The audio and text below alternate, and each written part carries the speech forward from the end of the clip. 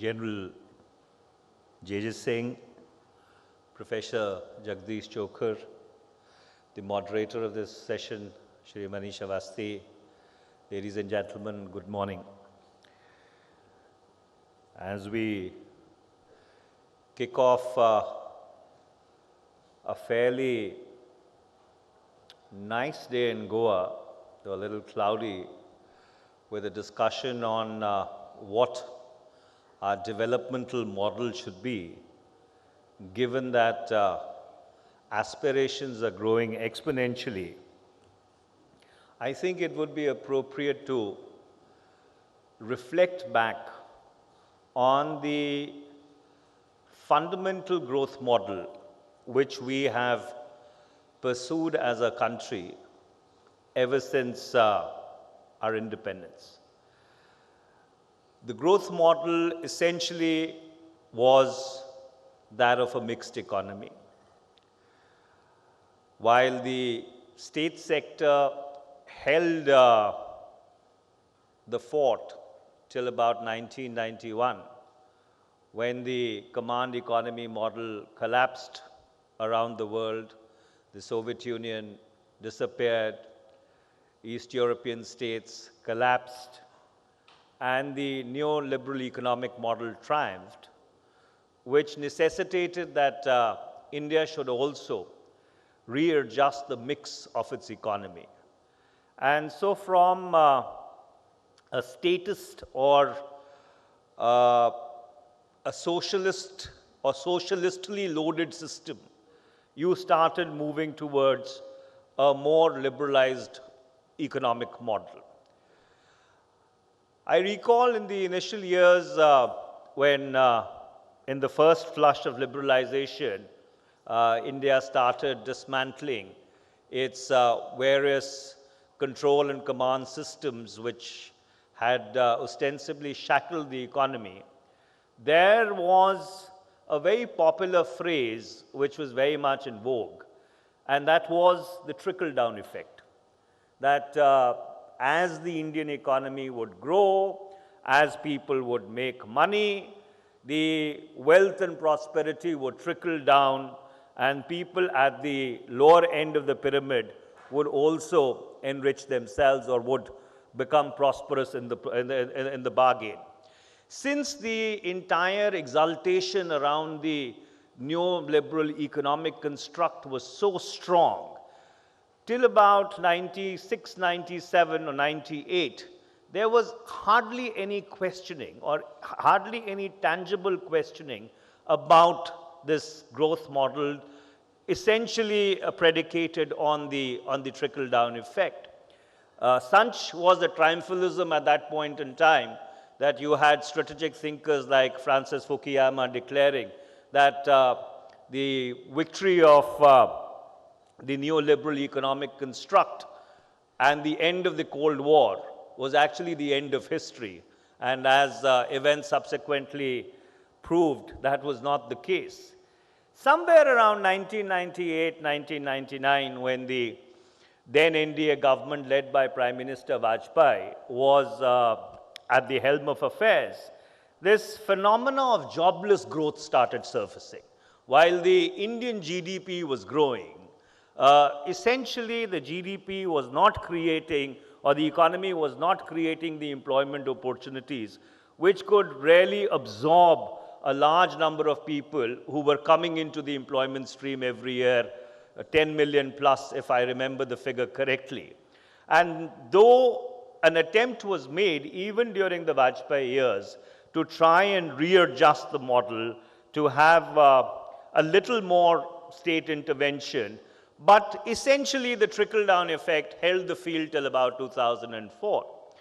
When the UPA came into office, it fundamentally readjusted that economic model. And it readjusted that economic model in terms of the mantra of equity and growth. And so therefore, while for the first 4 years, till the great economic meltdown of 2009, 2008, you had the Indian economy growing at 9%, 9.5%, again 9.5%, And even in 2008, when the economic meltdown took place, the largest ever catastrophe after the Great Depression, the Indian economy was growing at about 6.7%. And that was the period when you put some of the most ambitious rights-based entitlement programs into place.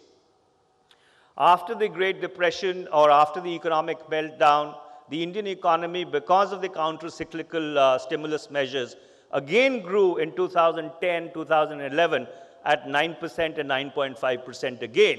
The crunch came with the Eurozone crisis, which was a double whammy which hit us.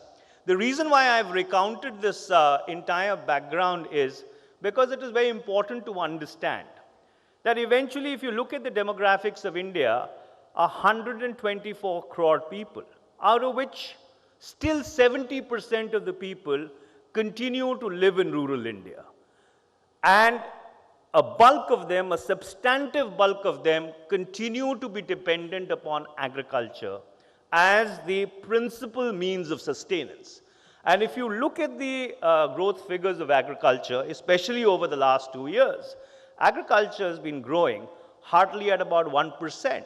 Not that the manufacturing or the services sector has been doing any better in the last 2 years, but be that as it may.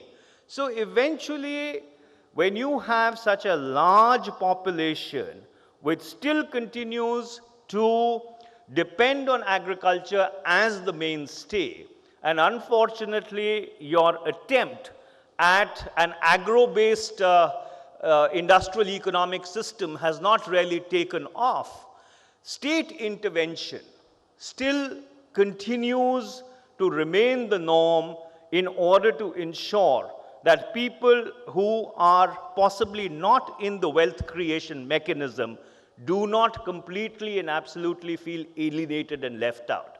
And that is primarily the reason that, notwithstanding the fact that Prime Minister Modi, when he was the Chief Minister of Gujarat, talked about the Gujarat model of development, when he became Prime Minister, he did not dismantle any of the mechanisms which the UPA had put into place. The Mahatma Gandhi National Rural Employment Guarantee Scheme, which he had critiqued as money, good money being thrown after bad, going into creating non-durable assets, still continues to draw the largest possible allocation out of the rural development budget. In fact, the last year, you had the finance minister actually increasing the outlay on the Mahatma Gandhi Rural Employment Guarantee Scheme. Similarly, the Food Security Act, which was critiqued by the people who are in government at that point in time, still continues to hold mainstay. The Food Security Act has not been repealed. And the reason for that is because anybody in governance understands that growth and prosperity cannot be for a few at the exclusion of the rest. And ultimately, if you need to keep social cohesion in place, because let's remember that money is the biggest coward, and money does not go to any destination where there is social unrest or there is economic chaos. So one of the fundamentals of building a good economic model is to ensure that there is peace, tranquility, and a certain stability, a certain social stability across the country. And so therefore, eventually, I do not think we really need a debate on what should be India's economic model. I think the economic model which India has experimented with over the last 15 or 20 years, which can be summed up in 2 words, equity and growth, will have to continue to remain the centerpiece of our economic trajectory, for the simple reason that, given our demographics, I do not think that you can possibly have laissez-faire. You will require a certain amount of robust governmental intervention, robust state intervention, in order to keep social cohesion and social stability in place. Yes, within that, there is room for a readjustment. There is a room for trying to see as to how you can make the environment more economic friendly, more business friendly, how you can liberalize, cut down on red tape, make exit and entry into the economic ecosystem much easier. But that's a question really of tactics. And since we do not have much of time out here, so therefore I am not going to go down the road of tactics at this point in time. But given that the aspirations may be exponential, aspirations may be multiplying, the whole new media paradigm, the internet, which today represents the largest ungoverned space on planet Earth, and possibly was the most audacious experiment with anarchy which has succeeded, ignites 1 million mutinies in young people all across India, an aspiration for a better life. But eventually, the temper down effect is that notwithstanding those aspirations, they have to be put into a template and a paradigm of what is governable and what is deliverable. And so therefore, eventually what is governable and what is deliverable is that while you incentivize wealth creation, while you incentivize the entrepreneurs, while you allow 1 million flowers to bloom, let's not forget those people who are out of your flowering system. Because God forbid, if they remain excluded, your ability or our ability to be able to produce wealth in the absence of social equity, in the absence of social stability, will possibly be very badly hampered. And I'll stop at that. Thank you very much.